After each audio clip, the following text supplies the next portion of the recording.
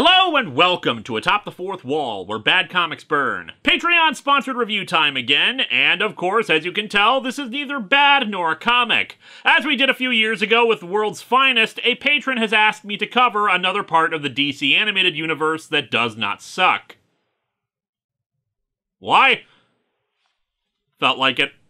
And like that review, well, what the hell is there to say? People were talking last week about how they remembered the Mighty Hero stuff.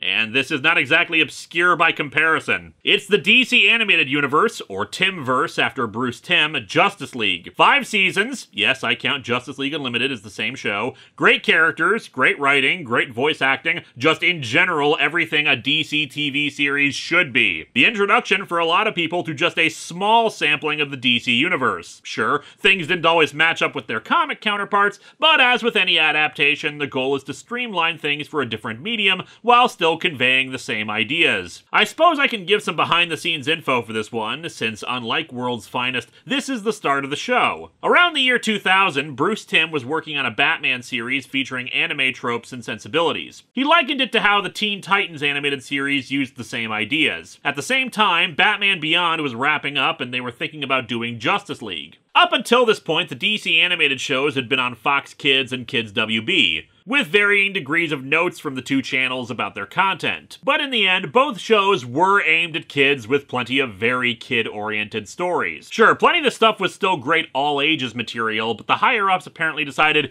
Kids WB will not approve a version of Justice League where all the characters are adults because executives assume that children are morons. As such, they put together a minute-long test animation to sell the show to them, which featured 3 teen heroes as part of the team. Impulse, Robin, and a female version of Cyborg. Even back then, people were trying to take Cyborg from the Teen Titans. There's no dialogue or anything, it's just some action scenes reusing a bunch of assets and a few original ones that'd be used in the series proper. However, Kids WB passed on the Batman anime, and the higher-ups realized that they were probably gonna pass on Justice League as well, so they pitched the normal, all-adult version of the team to Cartoon Network, who approved it without even needing to see a test animation. As for the show itself, there was an attempt to maintain continuity of voice actors for the characters, but sometimes it fell through. For instance, Tim Daly was going to reprise his role as Superman from his animated series, but was too busy being involved in a short-lived remake of The Fugitive. George Newbern took over, and it took him a little bit of time to settle into the role, but once he did, by the end of the show, I'd be hard-pressed to think of a major vocal difference between him and Daly. Likewise, The Flash had made an appearance on Superman and was voiced by Charlie Schlatter, but he was unavailable, and we got Michael Rosenbaum. Leading to the hilarious episode in the final season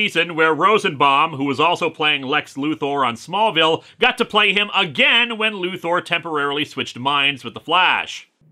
I have no idea who this is. The frequent problem with Superman, in comics and TV, is that he's so powerful that putting him next to other heroes can seem redundant, to put it diplomatically. After all, why do you need all these other heroes when Superman is around? The animated series had taken pains to reduce his strength so that he was still mighty, but he couldn't juggle planets. In Universe, they later explained this as him pulling his punches for the sake of safety. See his World of Cardboard speech from the final episode. But for the first season, they decided to depower him again a bit by making him look older. After all, this was set several years after the end of his series. The look was not popular, and they scaled it back in Season 2, which I definitely agree with. It's weird to have him look so bulky and yet have his face look a bit gaunter. There's not much else to say at this point. Let's just dig into Justice League's first 3 episodes, Secret Origins. Welcome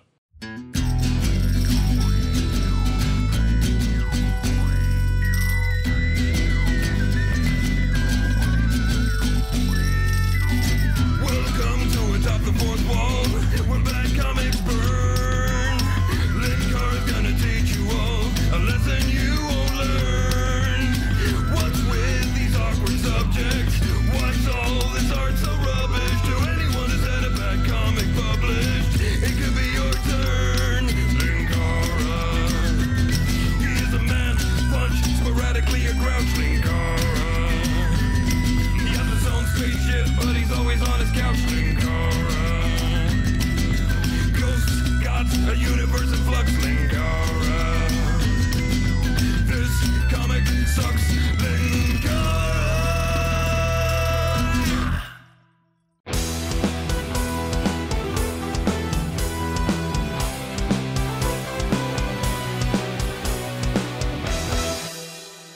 We open on Mars, where we see that astronauts have claimed the planet for America, though it's definitely a sign of how bad things have gotten since the end of the Superman series. According to that flag, we only have 30 states. I'll be deep in the cold, cold ground before I recognize Missouri. Or maybe NASA was just hit with massive budget cuts given how they're placed. Plus, I'm pretty sure there are 14 stripes on it. One astronaut comments that he loves the view, which his partner scoffs at. Carter, we didn't come for the view.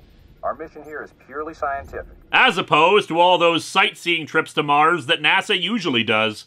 I guess when you get frequently invaded by aliens and demons and stuff, landing on another planet just seems pretty mundane. Well, either that, or he's been stuck with this guy for 7 months, and instead of trying to do science like him, he's been like this for the entire trip.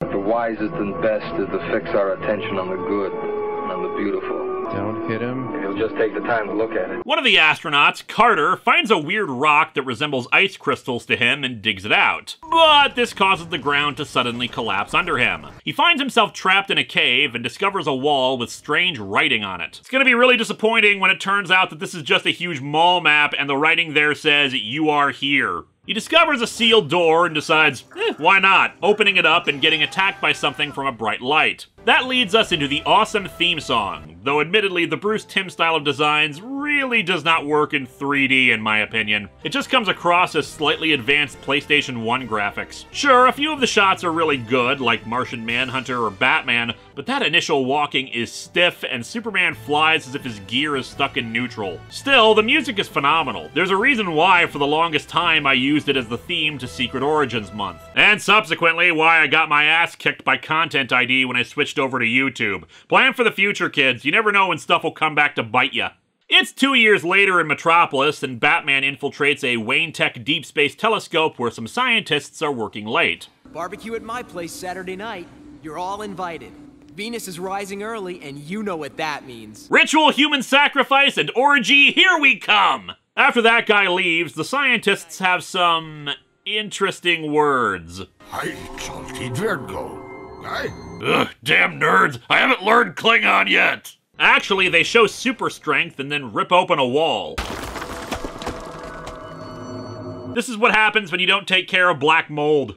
The device melts into the top of the array, and Batman tries to stop them, but they not only show more of their strength and ability, but morphing powers as well. Superman arrives to help, but before he can step in, he gets knocked down by a series of strange images. The scientists flee and activate the device, which was apparently some kind of advanced bomb that destroys the array. Batman swings Superman out to safety. Typical other DC heroes needing me to carry them!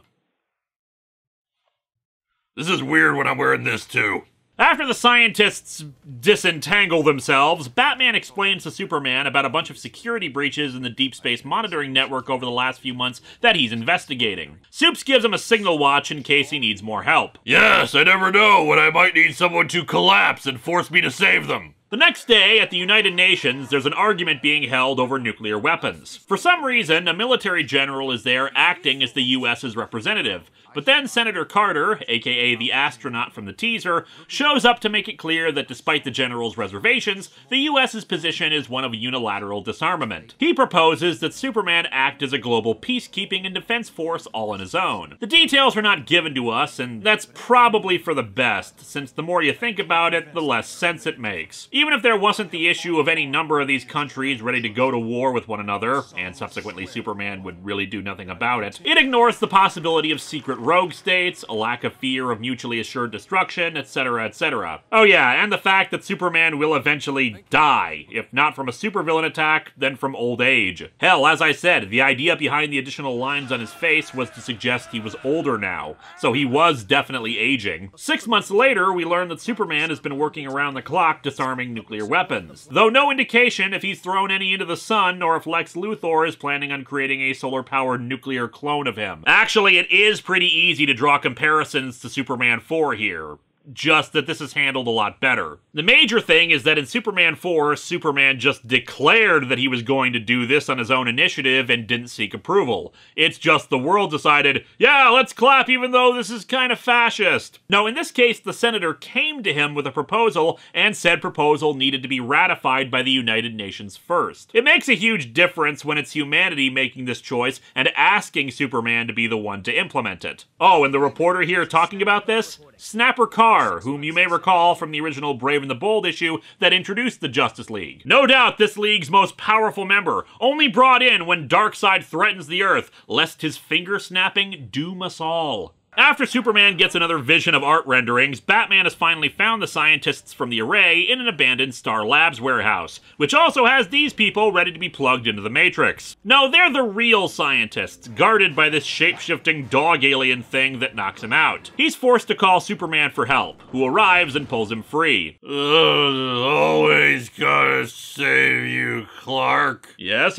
Bruce, just sit back, rest, and think of Martha. Why did you say that name? There, it's okay. I'm not wearing hockey pads! A meteor suddenly crashes into the heart of the city. Superman drops Batman off with a nearby ambulance and goes to deal with the meteor, which hatches out a War of the Worlds style alien tripod. Well, either that or they're here to conquer the Earth and then install caps on everyone's brains. The thing is tough, naturally immune to conventional weapons, and can take some punches even from Superman, able to shoot a powerful laser to blast him back. Batman recovers and tries to fight it with his jet, but has about the same amount of luck. More tripods emerge and Superman sees some more visions, only this time he seems to actually know what to do about them, flying away from the city. As the regular military enters the fray, Batman peels off to follow Superman. Hours later, we learn that more of the tripods have landed across the world, but not on Themyscira, where Princess Diana is lamenting the devastation throughout the world. And Hippolyta's all like, psh, who cares about them? Greek gods have got our back, woo! Yeah, honestly, Wonder Woman kinda gets the shaft in Justice League, so that her story is more about rebelling against her mom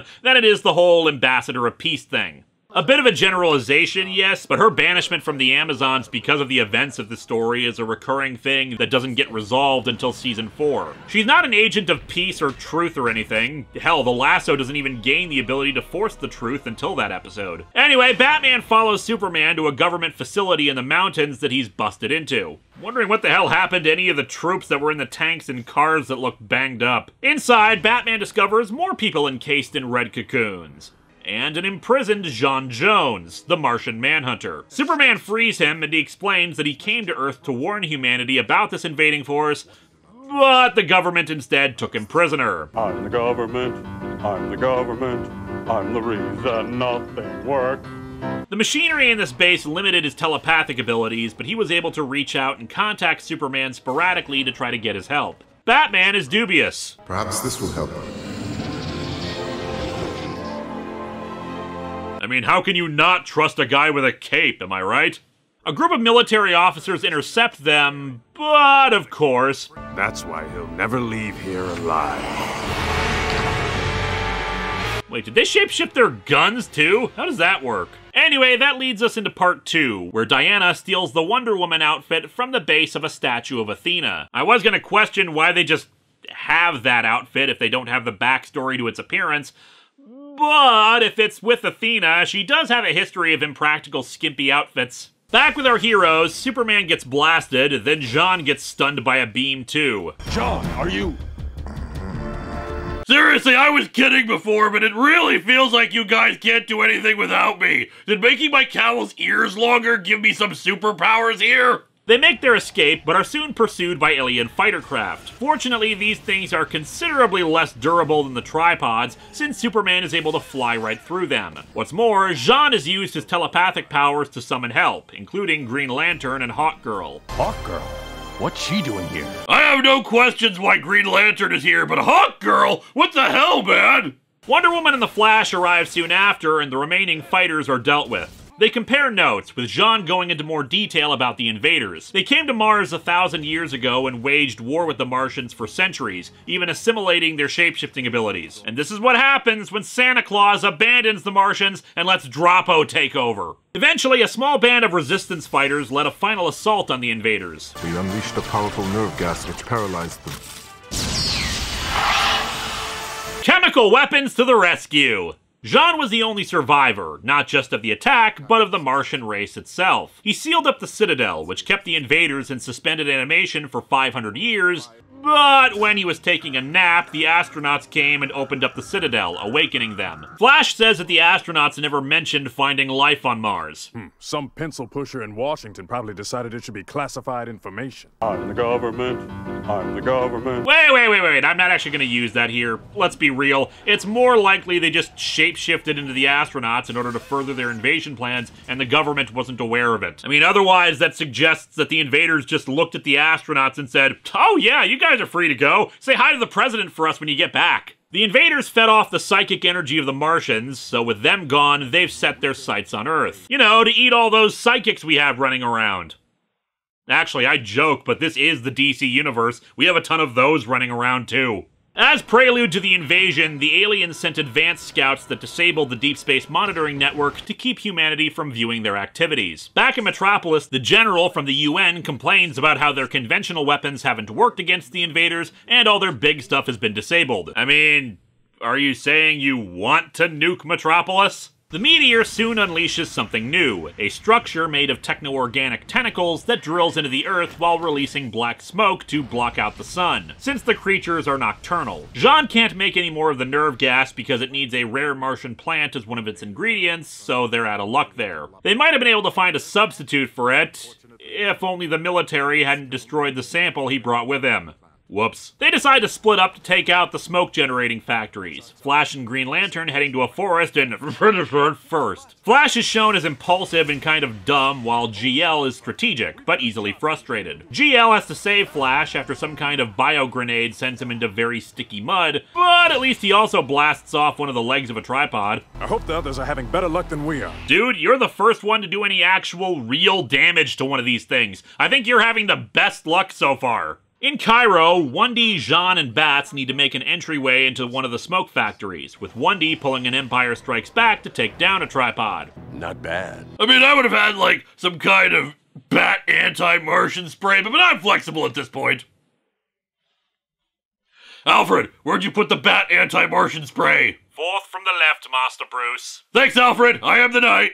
As they chase some of the invaders further into the factory, Batman notices that one of them takes special care to avoid sunlight altogether. In Metropolis, Superman has finally figured out how to kill the tripods himself, using his Karate Chop action feature. He and Hawkgirl bust in and deal with some of the invaders, with Hawkgirl turning this one into a paint splatter. I love how in this story everyone is just kind of, sure, most of us think killing is wrong, but only if it's human beings. These things are just half-melted action figures that go splat if you throw them hard enough. Team Odd Couple is forced to retreat after GL is knocked unconscious with some gas, while said gas also knocks out Hawkgirl and Superman in the Metropolis factory. Hang on, Hawkgirl.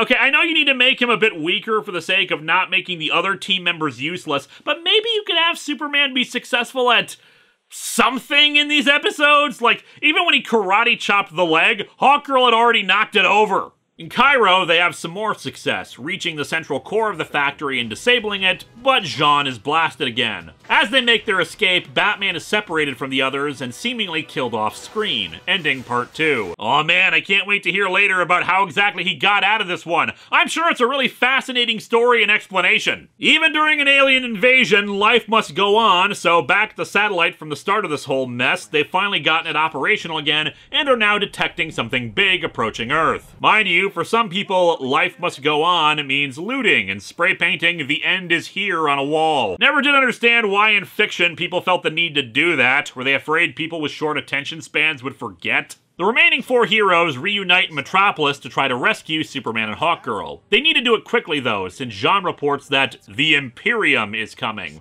which is the controlling intelligence behind the invaders. They get inside and start cutting into the area where Superman and Hawkgirl are being kept as the Imperium's ship arrives. Damn product placement, now I'm thirsty for Cola-Cola. Unfortunately, once they enter into the area, it turns out to be a trap, and now the rest of the team is captured. Time for the villain gloating scene, as the alien impersonating Senator Carter reveals himself, and of course explains how he used Superman to weaken Earth's defenses. The Imperium finally shows up, and it's you, Yevon, from Final Fantasy X? John Jones, it's been a long time. Remember that time I killed your entire race? Good times. Its tentacles burrow into Jean's skin, something pretty gruesome for a kid's show. I'd say it's a benefit of being on Cartoon Network, but Batman Beyond had some pretty dark visuals too, and then absorbs him inside of its jellyfish-like form. The Imperium can sense, however, that Jean has a secret, which he then reveals. Batman is alive and well. I mentally shielded him so he couldn't be detected. So does that mean he just ducked when they shot and they didn't notice that he wasn't dead? And how did he get back from Cairo? He inserts a device into the core of the factory that turns everything blue. What have you done? Reverse the ion charge. Using multimodal reflection sorting. Reversing the ion charge makes the factory shoot a bright blue beam of light into the sky, which clears away the smoke. Apparently the things are like vampires and sunlight burns and kills them. As our heroes break free and start punching holes in the factory ceiling, the Imperium tries to retreat into its ship. However, Hawkgirl and Wonder Woman are able to smack it back down into the factory, making it go boom along with the Imperium itself. The Imperium's ship flies off into space to never be seen again, and sunlight resumes. The remaining alien forces are soon defeated by the group, though the general from before notes that they were lucky and wonder what they'll do if the aliens come back. Batman is watching and decides to privately fund a watchtower in orbit to keep an eye out for any other threats from space. Do your stockholders know about this, Bruce? A line item hidden in the aerospace R&D budget. Although for tax reasons, this is actually a golf course. Superman reveals that he's invited everyone here because he's realized that he can't fight threats to the Earth on his own anymore, and thinks that the 7 of them together can work as a team to fight for peace and justice. What? Like a bunch of super friends? More like a legendary superpowers team of galactic guardians. It's a real challenge, but we'll be the all-new best of the world's greatest this hour. More like a Justice League. Because if we can't protect the Earth, you can be damn well sure we'll Justice League it. Everyone is in, aside from Batman. I'm not really a people person. I'm just gonna go back to Alfred, Robin, Nightwing, Batgirl, Commissioner Gordon, Static, Leslie Tompkins, Lucius Fox, and probably half a dozen other crime fighters. But yeah, he's only gonna be a part-timer. And so our premiere ends with some last-minute character stuff for Jean, and pullback from the satellite to get us started. This may come as an utter shock to you all, but this 3-part beginning to a critically acclaimed and fan-beloved series is pretty good. Yeah, of course it's good stuff. If I had to identify any weaker elements, one is that the Imperium and the Invaders are, well, not exactly the most memorable or interesting. I watched this when it first premiered, and I completely forgot what the hell the Imperium looked like, or that there even was a head honcho called the Imperium. But they're not supposed to be memorable. The idea is we need a simple threat that can be dealt with in a straightforward manner, but we need a group of heroes to do it. So here's the chance to show them off and sprinkle some character info throughout. Those moments, like Hawkgirl needing to casually drop that on her planet, Thanagarians are warriors, are pretty awkward, but they get the idea across. And as I said, Superman especially gets screwed over in this and continually shown as weaker than before, to the point where it seems almost pointless that he's here at all. But it's really just to tie back into the idea that there are threats out there that need more than one man, powerful as he may be. I've also, of course, criticized the Batman fake-out because it feels like there should be more to it than, I masked him from detection, especially when he even has a solution to the smoke factory and all that he developed off-screen. But regardless, this is a good start to the show. It's paced well, there's good action, and the characters' personalities are all firmly on display for us to show how they all differentiate and have different strengths and skills. If you've never seen the DC animated universe before, Justice League isn't a terrible place to start, even if it does have plenty of callbacks to past shows. Next time, we head back to a galaxy far, far away, and its original script that was even farther away, with another issue of The Star Wars.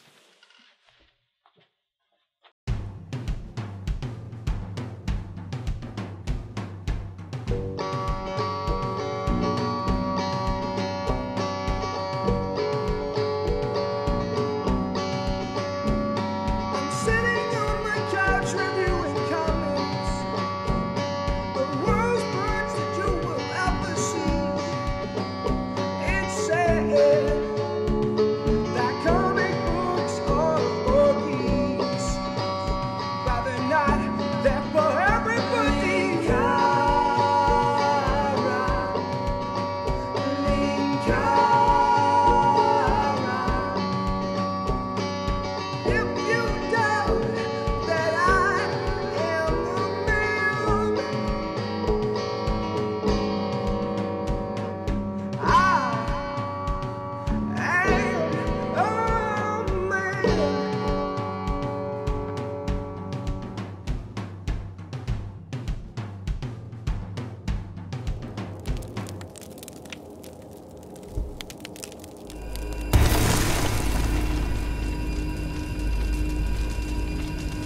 Call if you need any more help. Right. Hello, my friends. Please take a moment to like this video, subscribe to the channel, and click the bell for notifications on new video releases. If you'd like to support future videos, you can check out my Patreon or purchase a t-shirt via Teespring or Shark Robot. Thanks for watching!